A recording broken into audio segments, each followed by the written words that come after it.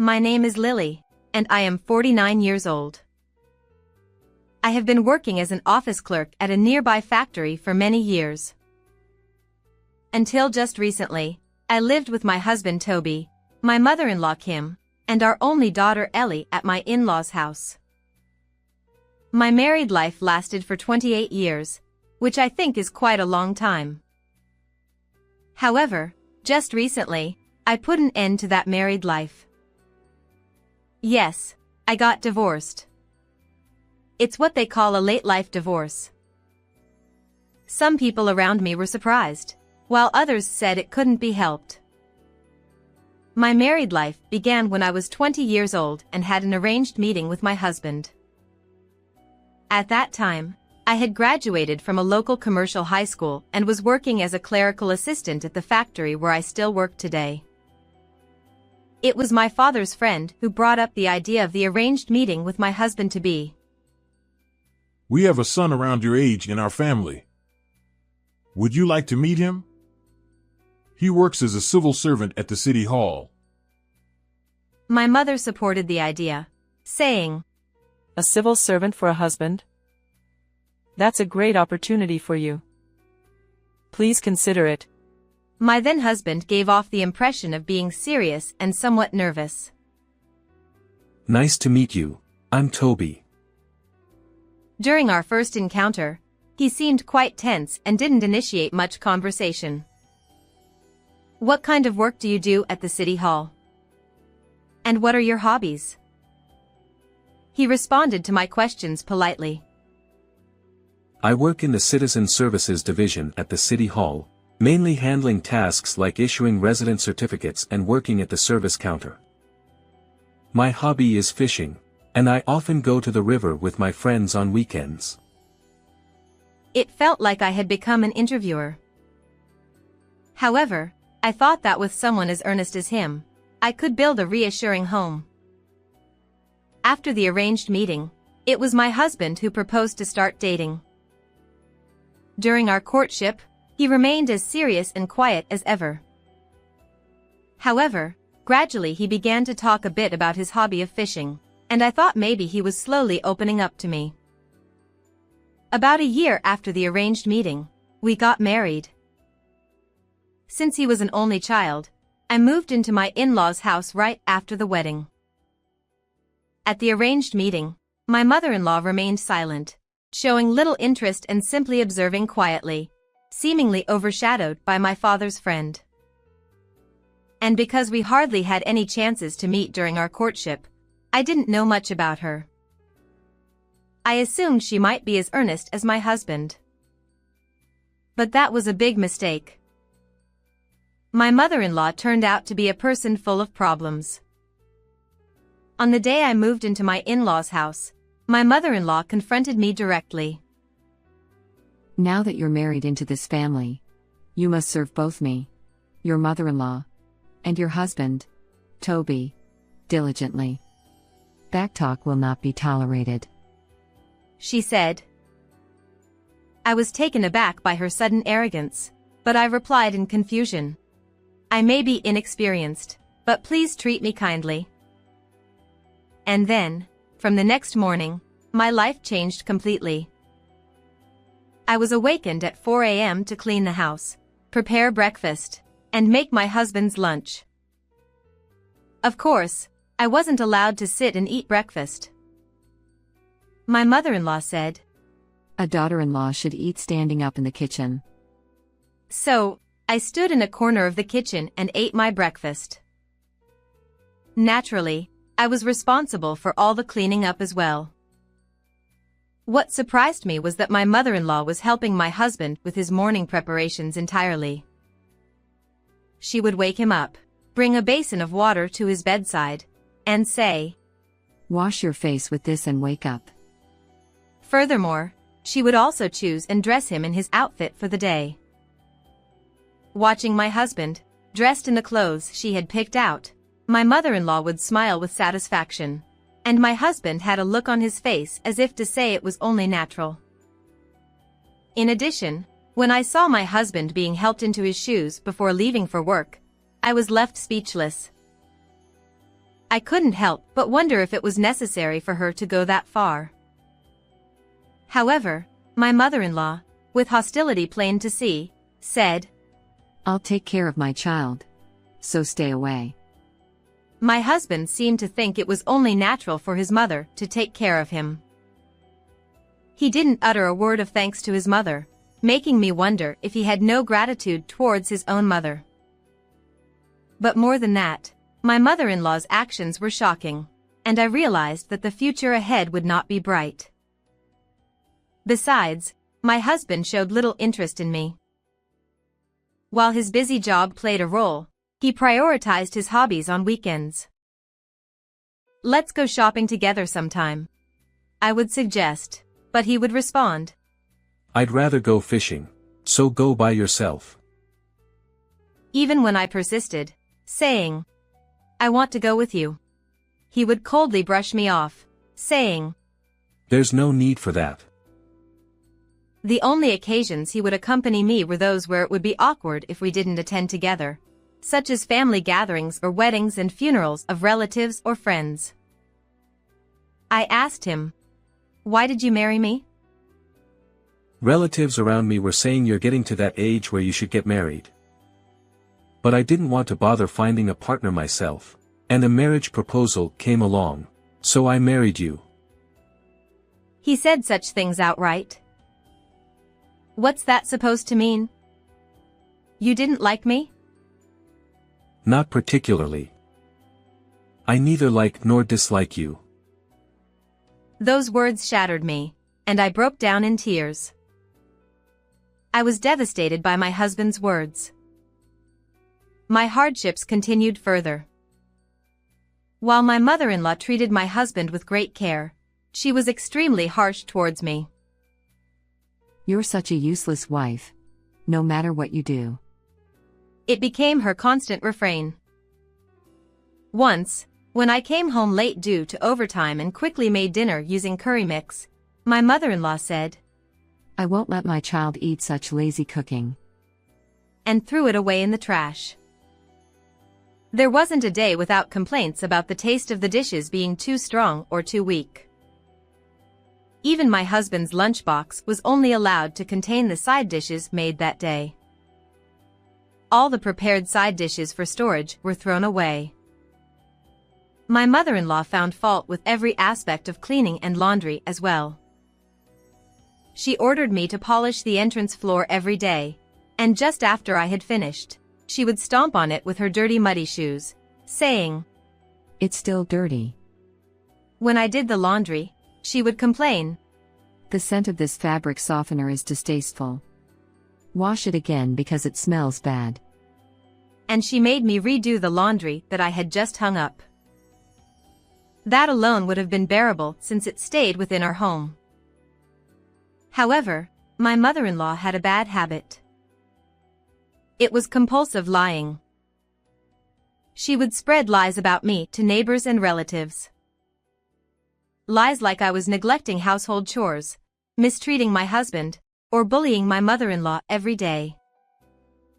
She would tell these lies as if they were true, sometimes shedding tears, saying, My daughter-in-law. So everyone believed them wholeheartedly. You should be more respectful to your mother-in-law. She's the one who raised your husband, after all.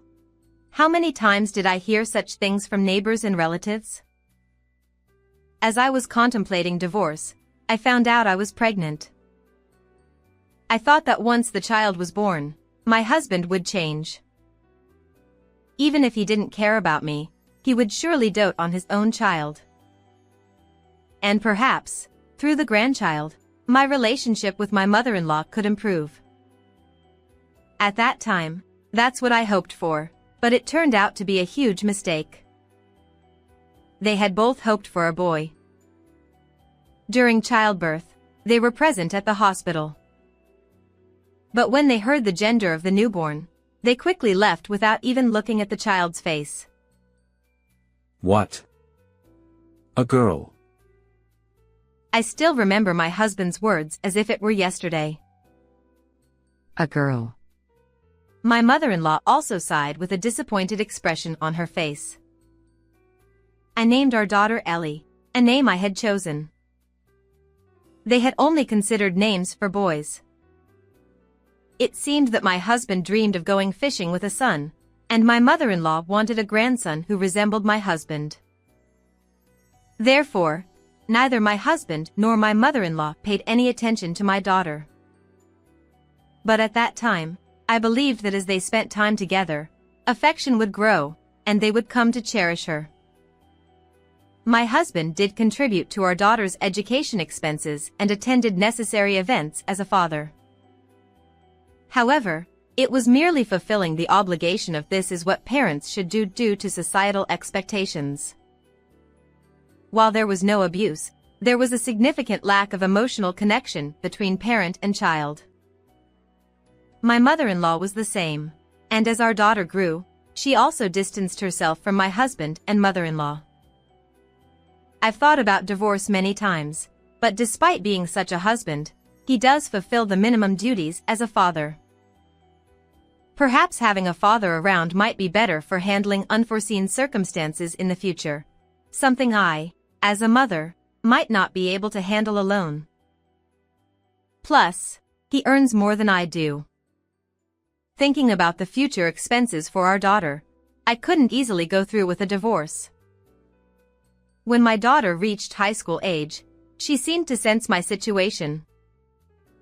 It's okay to divorce Dad.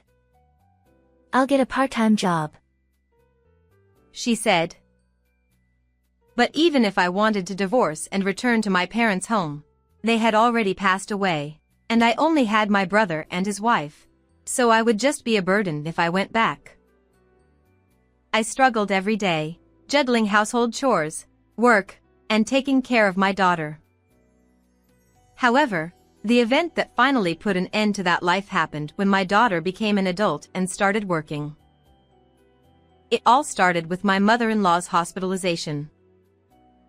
On a bitterly cold winter day, she went out for her usual early morning walk and slipped on the frozen road, falling down. Unable to move, she was found by a newspaper delivery person who called for emergency assistance. Both my husband and I took urgent leave from work and rushed to the hospital. However, when the doctor informed us, Given her age, her bones and muscle strength are weakened. Even if she recovers, it's uncertain whether she'll regain full mobility. My husband, indifferent, simply responded with, Oh, I see. And then he said, Please discuss the rest with my wife.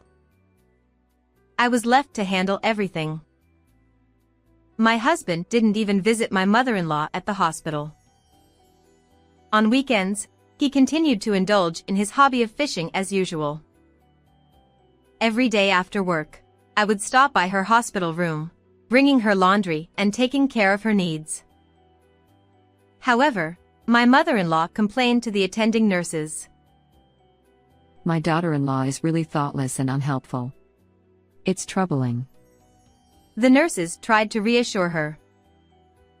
Having someone visit every day is wonderful. You have a good daughter-in-law. But my mother-in-law continued with her complaints. That woman only puts on a good face in front of others. She always bullied me. It was really tough. And she continued to spread lies. To make matters worse, she blamed me for my husband not coming to visit her. My mother-in-law berated me, saying, It's because you're filling his head with nonsense that my son isn't coming. You're truly a terrible daughter-in-law. Unable to admit that he was off fishing while neglecting his mother, I could only try to cover it up by saying, He's very busy.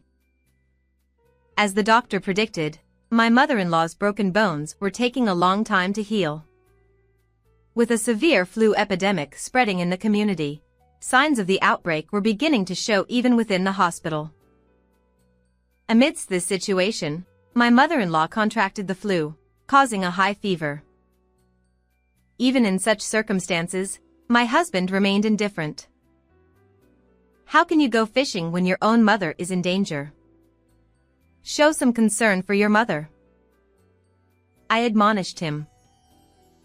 But my husband replied, I told you to handle it. And continued going fishing. I couldn't help but deeply despise him for his heartlessness, despite how well my mother-in-law had treated him. And then, an incident occurred that made me completely fed up with my husband. On a weekend morning, as my husband was once again preparing to go fishing, I caught him at the front door and said firmly, "Today, you're absolutely going to visit your mother. After all the care she has shown you, the least you can do is pay her a visit." But my husband looked truly disgusted and replied, That was her own choice. I never asked her to do anything for me. I was speechless at his words. I couldn't believe it. Ignoring my stunned silence, my husband continued, My fishing buddies are waiting for me. I won't be back until the day after tomorrow. And walked out the door. Watching him leave, my daughter muttered with genuine disgust. Dad, that's just too much. That night, I received a call from the hospital informing me that my mother-in-law's condition had deteriorated critically. I rushed to the hospital immediately. By the time I arrived, my mother-in-law had already been transferred to the intensive care unit and was wearing an oxygen mask. It seemed she had developed pneumonia as well. The doctor said, Tonight may be critical. Naturally, I tried contacting my husband right away, but he ignored my messages on WhatsApp, didn't pick up my calls, and didn't respond to my emails. I felt deeply disgusted with my husband and questioned why I should continue running around for my mother-in-law, who had treated me so poorly. Why should I be the one to be by her side in her final moments? Shouldn't that be the duty of her own son, my husband? After all, I hadn't received any kindness from my mother-in-law. Despite his mother being critically ill, my husband prioritizes his own leisure activities. Why should I exhaust myself for people like them? I've had enough. Those thoughts crossed my mind. Well then, I'll excuse myself. What? I left the office, leaving behind a bewildered doctor. It's better for my husband to be here than me, so I'll go home.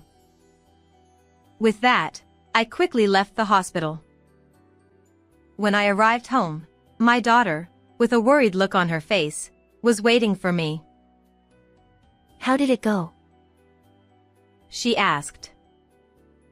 Tonight might be critical, but I didn't want to take care of that person, so I came back. Hearing this, my daughter responded, I understand. So, what are you going to do now? I'm going to divorce your father. You're grown up now.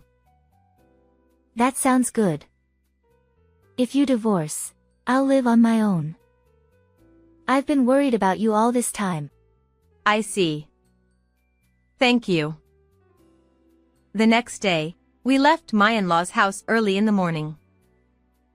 Though it might have been a bit uncomfortable, we decided to go back to our parents' house. When we explained the situation to my brother and his wife, they scolded us, asking why we hadn't told them earlier. A while later, my husband bombarded my phone with calls and WhatsApp messages, but I ignored them and contacted him a few days later. What the hell are you doing? Who knows? My mom's critically ill, and you just left, didn't you?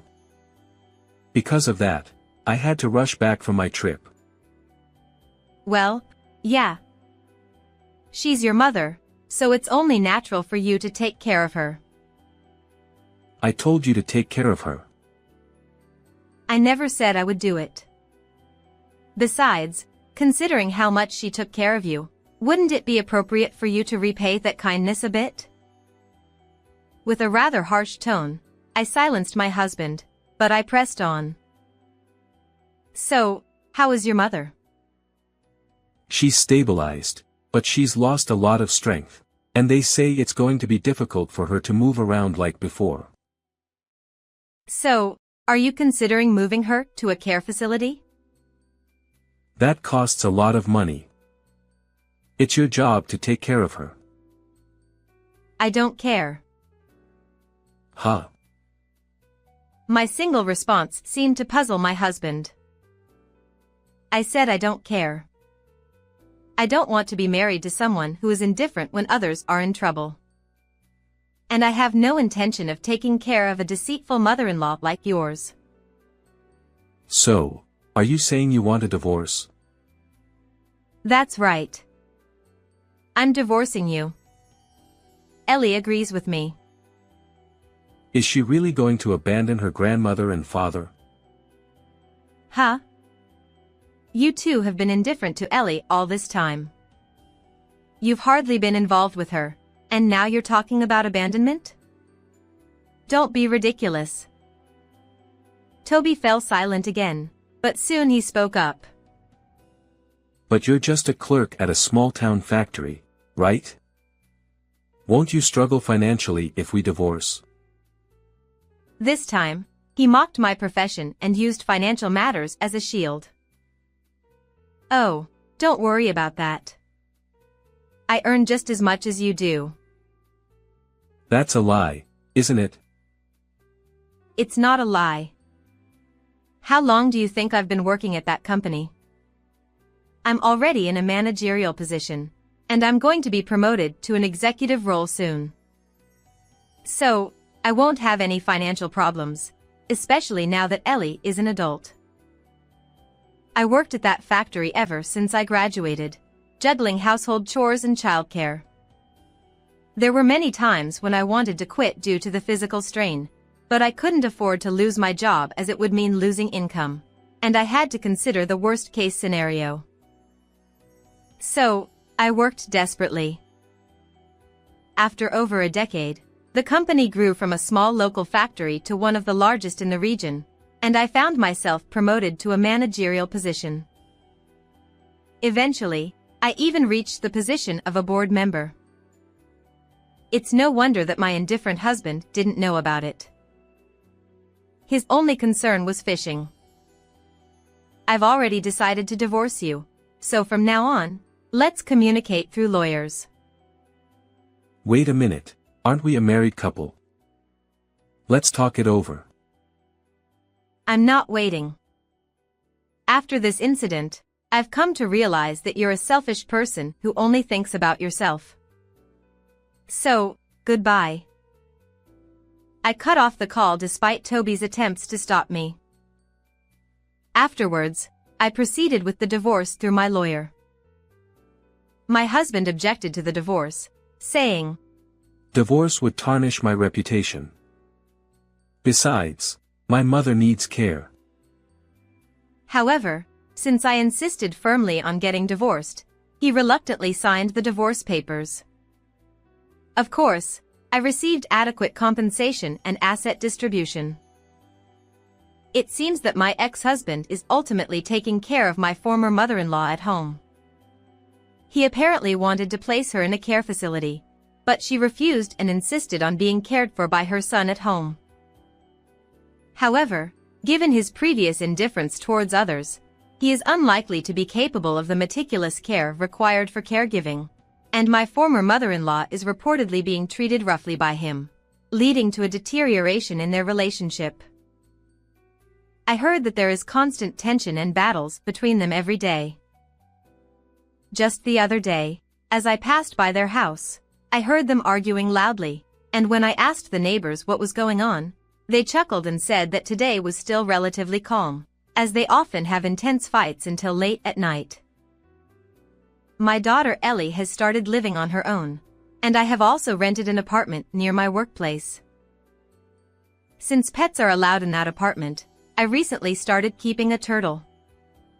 Watching the relaxed demeanor of the turtle, I feel like the hectic pace of my life has somehow slowed down. I want to start using my time for myself from now on. With that in mind, I am spending today energetically as well.